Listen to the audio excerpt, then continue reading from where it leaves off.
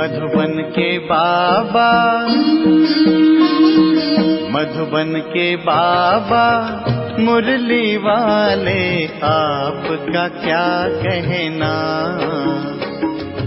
आपका क्या कहना। ओम शांति।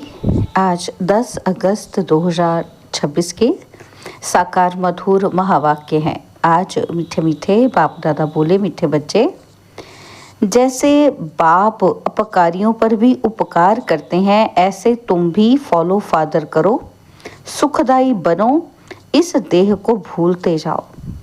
बाबा ने कहा, मीठे बच्चे, जैसे बाप अपकारियों पर भी उपकार करते हैं, ऐसे तुम भी फॉलो फादर करो, सुखदाई बनो, इस देह को भूलते जाओ। बाबा ने आज प्रश्न पूछा कि देही अभिमानी रहने वाले बच्चों की मुख्य निशानियां क्या होंगी।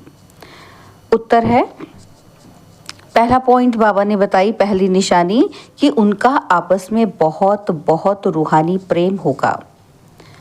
दूसरा, वो कभी एक दो की खामियों का वर्णन नहीं करेंगे। तीसरा, वे बहुत बहुत सुखदाई होंगे।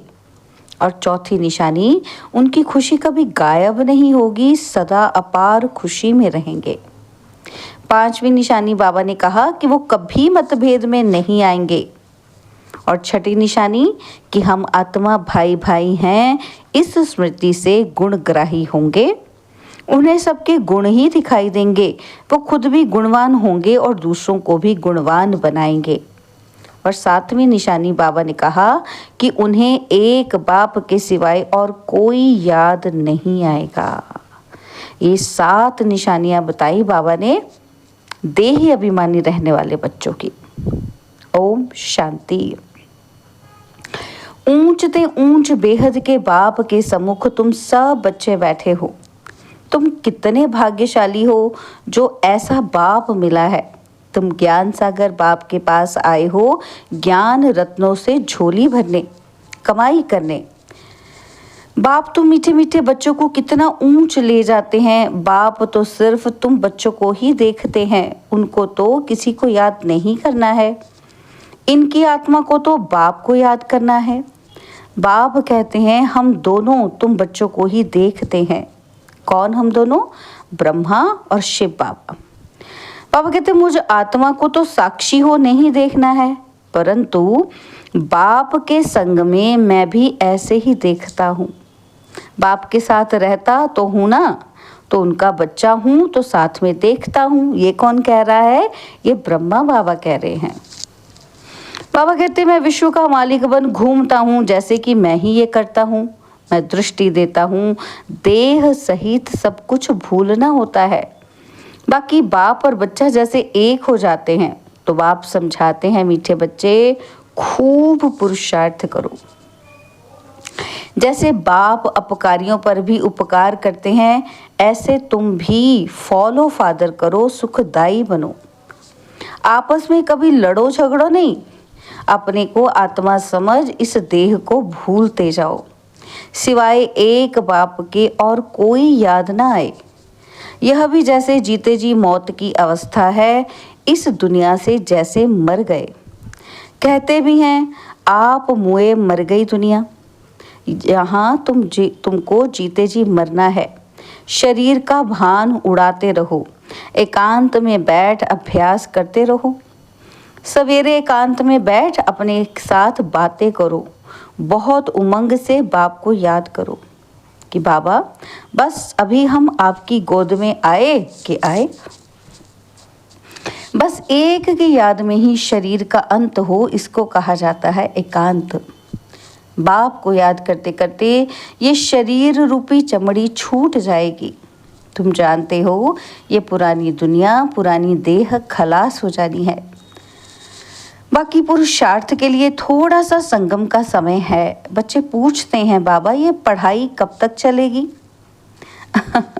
बाबा कहते, जब तक दैवी राजधानी स्थापन हो जाए तब तक तो सुनाते ही रहेंगे, और फिर ट्रांसफर होंगे नई दुनिया में। ये पुराना शरीर है, कुछ ना कुछ कर्म भोग भी चलता रहता है। इसमें बाबा मदद करे, ये उम्मीद नहीं रखनी चाहिए। दिवाला निकला, बीमार हुआ, तो बाप कहेंगे ये तुम्हारा हिसाब किताब है। हाँ, फिर भी योग से आयु बढ़ेगी। अपनी मेहनत करो, कृपा मांगो नहीं। बाप को जितना याद करेंगे इसमें ही कल्याण है। जितना हो सके योग बल से काम लो। भक्ति मार्ग में गाते हैं कि मुझे पलकों में छिपा लो। प्रिय चीज़ को नूरे रत्न प्राण प्यारा कहते हैं। तो ये बाप तो बहुत प्रिय है, परंतु है गुप्त।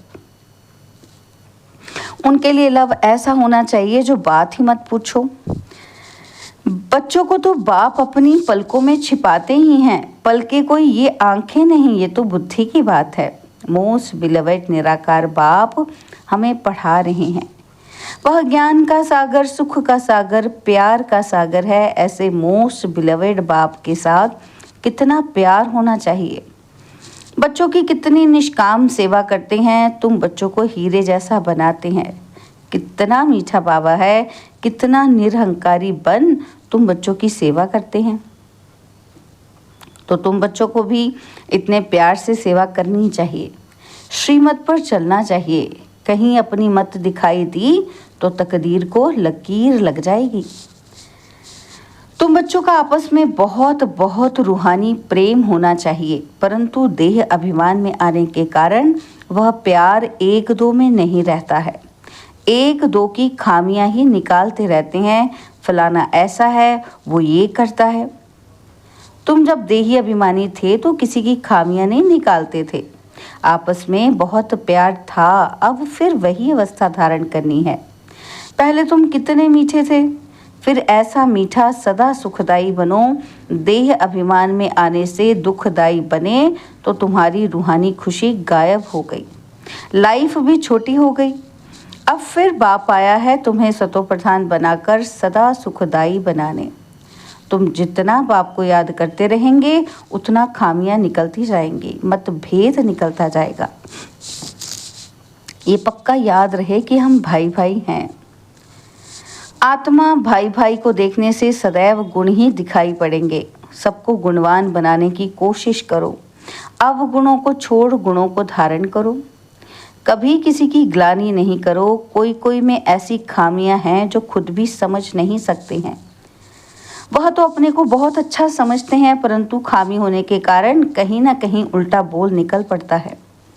सतो प्रधान अवस्था में ये बातें नहीं होती। अपने आप को देखो कि हम कितने मीठे बने हैं। हमारा बाप के साथ कितना लव है। बाप से लव ऐसा हो जो एकदम चटका रहे। बाबा, आप हमको कितना ऊंच समझदार बनाते हो, स्वर्ग का मालिक बनाते हो। ऐसे अंदर में बाप की महिमा कर गदगद होना चाहिए। रूहानी खुशी में खुश रहना चाहिए। गाते भी हैं खुशी जैसी खुराक नहीं। बाप के मिलने की भी कितनी खुशी रहनी चाहिए। संगम पर ही तुम बच्चों को 21 जन्मों के लिए सदा खुशी में रहने की खुराक मिल जाती है। फिर कोई को किसी बात की चिंता नहीं रहती है। अभी कितनी चिंताएं हैं, इसलिए उसका असर शरीर पर भी आता है। तुमको तो कोई बात की चिंता नहीं। ये खुशी की खुराक तुम एक दो को खिलाते रहो। एक दो की ये जबरदस्त खातिरी करनी है। ऐसी खातिरी मनुष्य की कर नहीं सकते। तुम बाप की श्रीमत पर ये खातिरी करते हो। खुश खैराफात भी यह है, किसी को बाप का परिचय देना। यह ज्ञान और योग की फर्स्ट क्लास वंडरफुल खुराक है। ये खुराक एक ही रूहानी सर्जन द्वारा मिलती है। मन मना भव मध्यजी भव, बस 2 वर्जन की ये खुराक है। मोस्ट बिलवेड बाप से विश्व की बादशाही मिलती है। ये कोई कम बात थोड़ी है। यह 2 वचन ही नामी ग्रामी है। इन 2 वचनों से तुम एवर हेल्दी एवर वेल्दी बन जाते हो। तो तुम बच्चों को इन बातों का सिमरन कर हर्षित रहना चाहिए। Godly student life is the best. ये गायन भी अभी का है। जितना हो सके एक दो को ये रूहानी खुराक पहुंचाओ। एक दो की उन्नति करो, टाइम वेस्ट ना करो। बड़े धीरज से, गंभीरता से, समझ से बाप को याद करो। अपनी जीवन हीरे जैसी बनाओ। मीठे बच्चे, बाप की जो श्रीमत मिलती है उसमें गफलत नहीं करनी चाहिए। बाप का संदेश सभी को पहुंचाना है। बाप का मैसेज सभी को मिलना तो है ना। मैसेज बहुत सहज है, सिर्फ बोलो, अपने को आत्मा समझ बाप को याद करो और कर्मेंद्रियों से मनसा वाचा कर्मणा कोई भी बुरा कर्म नहीं करो। एक दिन तुम्हारे इस साइलेंस बल का आवाज निकलेगा। दिन प्रतिदिन तुम्हारी उन्नति होती जाएगी, तुम्हारा नाम बाला होता जाएगा। सब समझेंगे ये अच्छी संस्था है, अच्छा काम कर रहे हैं। रास्ता भी बहुत सहज बताते हैं। यह ब्राह्मणों का झाड़ बहुत बढ़ता जाएगा, प्रजा बनती रहेगी, सेंटर्स बहुत वृद्धि को पाएंगे। तुम्हारी प्रदर्शनी भी गांव-गांव में होगी। तुम बच्चों को बड़ी भारी सर्विस करनी है। तुम्हारे नए नए सेंटर्स खुलते जाएंगे जिसमें अनेक मनुष्य आकर अपनी जीवन हीरे जैसी बनाते रहेंगे। तुम्हें बहुत प्यार से एक एक की संभाल करनी है, कहीं किसी बेचारे के पैर खिसक ना जाएं। जितने जास्ती सेंटर्स होंगे उतना जास्ती आकर जिए दान पाएंगे। जब आप बच्चों का प्रभाव निकलेगा तो बहुत बुलाएंगे कि यहाँ आकर हमको मनुष्य से देवता बनाने का राजयोग सिखाओ। आगे चलकर तुम्हारी धूमधाम होगी कि वही भगवान आकर आबू में पधारे हैं। तुम बच्चे देख रहे हो कि इस समय पुरानी दुनिया में अनेक इंटरनेशनल रोले हैं। ये सब सभी रोले खत्म होने हैं। इसकी तुम्हें कोई भी फिक्रात नहीं करनी है। तुम सबको सुनाओ कि इस दुनिया की परवाह न करो। अब ये पुरानी दुनिया गई कि गई, इसमें मोह नहीं रखना है। अगर मोह होगा, हृदय शुद्ध नहीं होगा तो अपार खुशी भी नहीं रहेगी। बच्चों को अथाह ज्ञान धन का खजाना मिलता रहता है तो अपार खुशी होनी चाहिए।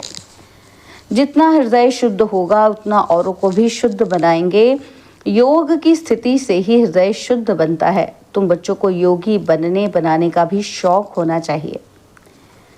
अगर देह में मोह है, देह अभिमान रहता है तो समझो हमारी अवस्था बहुत कच्ची है। देही अभिमानी बच्चे ही सच्चा डायमंड बनते हैं, इसलिए जितना हो सके देही अभिमानी बनने का अभ्यास करो। अच्छा, मीठे मीठे सिकिलदे बच्चों प्रति माता पिता बाप दादा का याद, प्यार और गुड मॉर्निंग। रूहानी बाप की रूहानी बच्चों को नमस्ते। हम रूहानी बच्चों की रूहानी बाप दादाजी को दिलवा चांद सिकवा प्रेम से नमस्ते। ओम शांति। प्यारे बाबा, मीठे बाबा, मेरे बाबा, शुक्रिया बाबा, शुक्रिया बाबा, शुक्रिया। धारणा के लिए मुख्य सार है। पहला पॉइंट है, बाप समान निरहंकारी बन बहुत प्यार से सबकी सेवा करनी है। श्रीमत पर चलना है, अपनी मत पर चलकर तकदीर को लकीर नहीं लगानी है। सेकंड पॉइंट है, संगम पर बाप द्वारा जो खुशी की खुराक मिली है वही खुराक खाते और खिलाते रहना है। अपना टाइम वेस्ट नहीं करना है। बड़े धीरज से, गंभीरता से, समझ से बाप को याद कर अपनी जीवन हीरे जैसी बनानी है। बाबा ने आज हमें वरदान दिया, आसक्ति को अनासक्ति में परिवर्तन करने वाले शक्ति स्वरूप भव।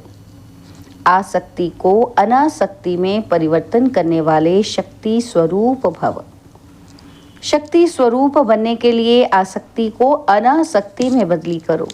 अपनी देह में, संबंधों में, कोई भी पदार्थ में यदि कहीं भी आसक्ति है तो माया भी आ सकती है और शक्ति स्वरूप नहीं बन सकते। इसलिए पहले अनासक्त बनो, तब माया के विघ्नों का सामना कर सकेंगे। विघ्नों के आने पर चिल्लाने व घबराने के बजाय शक्ति रूप धारण कर लो तो विघ्न विनाशक बन जाएंगे। स्लोगन है, रहम निस्वार्थ और लगाव मुक्त हो, स्वार्थ वाला नहीं। रहम निस्वार्थ और लगाव मुक्त हो, स्वार्थ वाला नहीं। मातेश्वरी जी के अनमोल महावाक्य हैं, जीवन की आश पूर्ण होने का सुहावना समय। तो मातेश्वरी जी इस समय के ऊपर बता रहे हैं, तो सभी ध्यान से सुनेंगे। तो मातेश्वरी जी कहते हैं कि हम सभी आत्माओं की बहुत समय से ये आश थी। क्या आश थी? कि जीवन में सदा सुख शांति मिले। तो अब बहुत जन्म की आशा कभी तो पूर्ण होगी। तो अब ये हमारा है अंतिम जन्म। उस अंत के जन्म का भी अंत है, अंत के जन्म का भी अंत है। ऐसा कोई नहीं समझे कि मैं तो अभी छोटा हूँ। छोटे बड़े को सुख तो चाहिए ना, परंतु दुख किस चीज़ से मिलता है उसका भी तो पहले ज्ञान चाहिए। अब तुमको नॉलेज मिली है कि इन 5 विकारों में फंसने के कारण यह जो कर्म बंधन बना हुआ है उनको परमात्मा की याद अग्नि से भस्म करना है। ये है कर्म बंधन से छूटने का सहज उपाय। इस सर्वशक्तिवान बाबा को चलते फिरते श्वासोश्वास याद करो। अब ये उपाय बताने की सहायता खुद परमात्मा आकर करता है, परंतु इसमें पुरुषार्थ तो हर आत्मा को करना है। परमात्मा तो बाप, टीचर, गुरु रूप में आए हमें वर्षा देते हैं, तो पहले उस बाप का हो जाना है। फिर टीचर से पढ़ना है, जिस पढ़ाई से भविष्य जन्म जन्मांतर सुख की प्रारब्ध बनेगी, अर्थात जीवन मुक्ति पद में पुरुषार्थ अनुसार मर्तबा मिलता है। और गुरु रूप से पवित्र बनाए मुक्ति देते हैं, तो इस राज को समझ ऐसा पुरुषार्थ करना है। यही टाइम है पुराना खाता खत्म कर नई जीवन बनाने का। इसी समय जितना पुरुषार्थ कर अपनी आत्मा को पवित्र बनाएंगे, उतना ही शुद्ध रिकॉर्ड भरेगा और फिर सारा कल्प चलेगा। तो सारे कल्प का मदार इस समय की कमाई पर है। देखो, इस समय ही तुम्हें आदि मध्य अंत का ज्ञान मिलता है। हमको सो देवता बनना है और अपनी चढ़ती कला है, फिर वहाँ जाके प्रारब्ध भोगेंगे। वहाँ देवताओं को बाद का पता नहीं पड़ता कि हम गिरेंगे। अगर ये पता होता कि सुख भोगना है और फिर गिरना है, तो गिरने की चिंता में सुख भी भोग नहीं सकेंगे। तो ये ईश्वरीय कायदा रचा हुआ है कि मनुष्य सदा चढ़ने का पुरुषार्थ करता है, अर्थात सुख के लिए कमाई करता है। परंतु ड्रामा में आधा आधा पार्ट बना है, जिस राज को हम जानते हैं, परंतु जिस समय सुख की बारी है तो पुरुषार्थ कर सुख लेना है। ये है पुरुषार्थ की खूबी। एक्टर का काम है एक्ट करने समय संपूर्ण खूबी से पार्ट बजाना, जो देखने वाले वाह वाह करे। इसलिए हीरो हीरोइन का पार्ट देवताओं को मिला है, जिन्हों का यादगार चित्र गाया और पूजा जाता है। निर्विकारी प्रवृत्ति में रह कमल फूल समान अवस्था बनाना, यही देवताओं की खूबी है। इस खूबी को भूलने से ही भारत की ऐसी दुर्दशा हुई है। अब फिर से ऐसे जीवन बनाने वाला खुद परमात्मा आया हुआ है। अब उनका हाथ पकड़ने से जीवन नैया पार होगी। अच्छा, ओम शांति। बाबा के अव्यक्त इशारे हैं, अपवित्रता के बीज को भी समाप्त कर संपूर्ण स्वच्छ बनो। मैं संगम युगी ब्राह्मण हूँ। ये व्यर्थ संकल्प अपवित्रता के संस्कार शूद्र के संस्कार व स्वरूप हैं। ऐसा अनुभव हो कि ये अपवित्रता और विस्मृति के संस्कार जो मेरे अर्थात ब्राह्मणपन के नहीं लेकिन शूद्रपन के हैं, उनको मेरा समझते हो तो माया के वश होकर परेशान होते हो। अच्छा, ओम शांति।